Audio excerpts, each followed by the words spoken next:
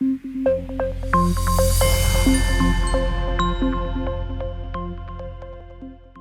welcome back to the effect. So in the last video, we talked about the different pathways that we can walk on a causal diagram.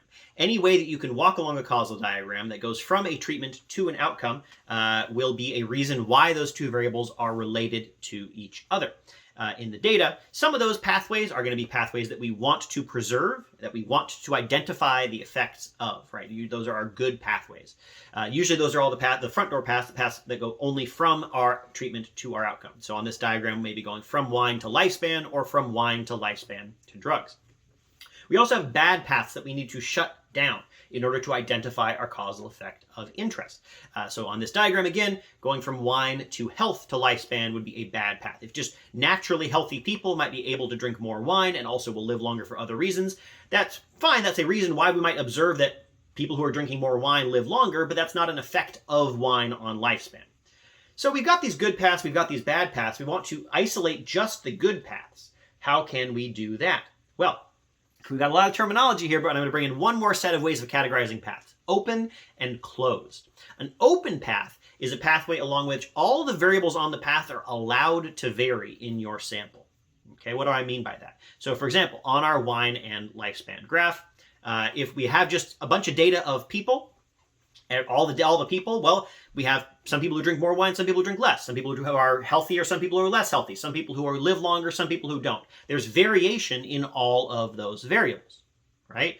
So because there's variation at every variable on the pathway, it is open, right? So that pathway, because it's open, because there's variation at all the points, it is allowed to affect our result, right? Because all those variables have variation, it is a reason why wine and lifespan might be related to each other. Now, a pathway that is closed is a pathway where there's at least one variable along the path that has no variation in it. So, for example, taking that same pathway that I just talked about, let's say that I either statistically adjusted for health, I controlled for health, or perhaps I picked a sample of people in which everybody is naturally healthy. Okay? In that case, there's no variation in health anymore, right? Either I've removed all the variation with a statistical adjustment, a control variable for health perhaps, or I simply selected a data set in which there is no variation in health, so there's nothing to look at, right? If I'd say, hey, everybody in this data set is healthy. There's no variation in health anymore. When I do that, when there's no variation in a variable, then all the pathways that variable sits on become closed down. They're closed, which means that they can no longer induce a relationship between our two variables of interest, because there's no variation anymore, right? We can no longer say, hey, one of the reasons why we see in our data that wine and lifespan are related to each other is that naturally healthy people are going to drink more and live longer. We can't say that anymore because in our sample, there are no more naturally healthy people and less naturally healthy people. We got rid of all the less naturally healthy people, or we adjusted things so that effect went away. So in our data, that pathway would be closed down. And also all the other pathways that health sits on. So the pathway wine to income to U1 to health to lifespan, that would also be shut down. And we wouldn't have to worry about it anymore. So we have these bad pathways that we want to shut down. We want to make them closed so that they no longer are inducing some sort of relationship in our data that we don't think counts as part of our research question. I already mentioned the two main ways that we can actually do this. One is conditioning, or controlling for a variable. There are a number of statistical methods that you can do that if you include a control variable, so for example, let's say I measure people's health and I measure people's income, I can then adjust for health and income to make the data act as though there's no variation in those variables. I say, hey, here's the relationship of income on wine, here's the relationship in income and lifespan. I'm going to take out that relationship so that there's no longer any influence of income on either of those things, shutting the pathway down. I can also select a sample in which there is no variation. So for example, I pick a data set that only has healthy people in it. In that case, there's no variation in that variable left either. Those are the two main ways that we can shut pathways down. And if we do it right, we can identify our effect of interest. So let's look at a list of pathways from this particular diagram. So if you go through and carefully calculate out all the different ways that you can walk from wine to lifespan, here's the list that you come up with. So we have 6 pathways of interest. Now, 2 of these are front door paths. And I'm going to say that these are our good paths. These are the paths that we want to count for the reason why wine might affect your lifespan. Wine could affect lifespan directly. It could also affect lifespan through affecting the amount of drugs that you take. We also have 4 bad paths. These all also happen to be backdoor paths with an arrow pointing towards wine. Wine and lifespan are related because income affects both of them. That's that third pathway there. They could be related because health affects both of them. That's a fifth pathway there. It could also be related because income and health affect those two things, and those two things are related to each other. That's the fourth and sixth pathways there. Let's say that I then control for income. I calculate your income, I then adjust for the relationship between income and all the other variables in the data. So if I do that, then I'm going to close down any pathway that income sits on.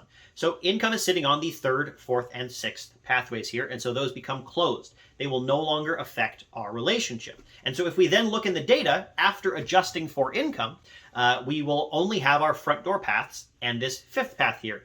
So we would no longer have income causing a relationship between lifespan and wine that should not be there. If we want to then fully identify the effect that we're interested in, we need to shut down all the backdoor paths. We would also need to control for health as well, because you can see there's no other way to shut down that fifth path without controlling for health. It's the only variable on there. There's nothing else that we could be controlling for to shut it down. If we do that, we are only left with two pathways. Our front door paths are good paths, wine to lifespan and wine to drugs to lifespan. This process also lets us know that we should not control for drugs, right? This is important to think about. It feels like, okay, drugs is clearly related to this stuff. Maybe I should be controlling for it because it's related. I want to control for everything I can, right? No, there are things that you don't want to control for. And this diagram shows us that controlling for drugs would be a bad idea because it would shut down a front door path. It would take away part of the real effect that we want to count there, right? We want it to count. If wine causes your lifespan to go up or down because it affects the amount of drugs that you take. That would be something that I would say would be part of my research question. I think that counts, so I'm going to leave it in. I'm not going to control for drugs. That would be what's called post-treatment bias, controlling for something that is affected by your treatment. There's one type of variable that sort of messes things up, what we're talking about here, and that is colliders. A collider is a variable on a diagram where both arrows on a pathway are pointing towards that variable, right? So for example, maybe here's your treatment, here's your outcome variable, and they both happen to cause this variable over here. Let's call it C. That's our collider. So there is now a pathway that we can walk from treatment to C to outcome over here. And yet, this pathway is closed already. If you have a collider on a pathway, that pathway is pre-closed. It is already shutting down the variation that you need in order to make sure that that pathway is closed. It's not going to cause you a problem.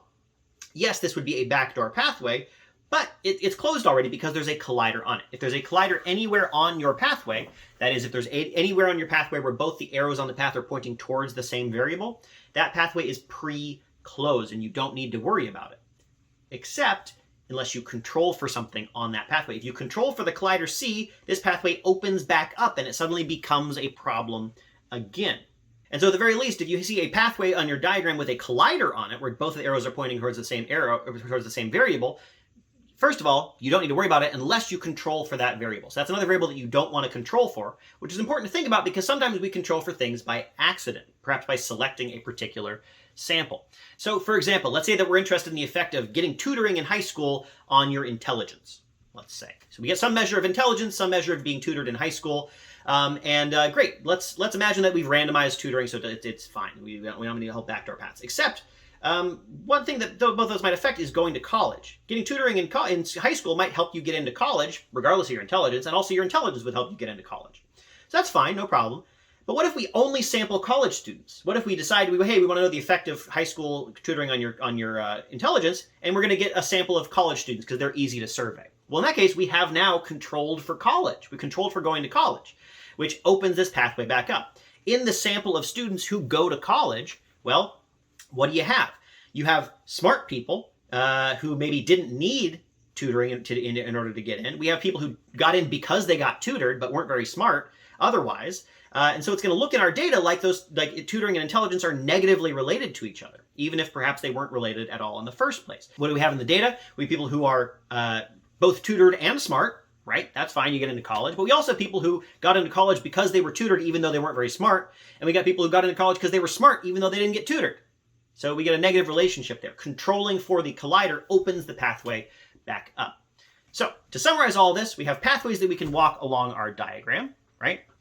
Every pathway that we want to count for our research question, that's good. We want to keep that open. If we close it down for some reason, that would be a bad thing. We want to close down all the backdoor paths in order to identify the effect we are interested in. We can do this by conditioning for variables that are on those paths. That removes all the variation on the path. If at least one variable on the path has no variation in it, we control for it, we adjust for it, we select a sample where there's no variation. That pathway shuts down. It becomes closed, and we no longer need to worry about it. This also means that we don't want to shut down a pathway by controlling for something if it's on a front door path that we want to count, if it's on a good path. There are also some variables that make a path be pre-closed, colliders. If a variable has both arrows pointing at it on a pathway, then it is pre-closed. Remember, this is a property of the variable on the pathway. It's not that a variable is always a collider everywhere. It's just on a certain pathway it might be a collider if both arrows are pointing at it. That pathway is pre-closed if it has a collider on it, unless you control for that variable either by adjusting for it when you shouldn't, or picking a sample that only has one value of that variable. Then you open that pathway back up, and it can cause your effect to no longer be identified once again. All right, that's it. Thank you.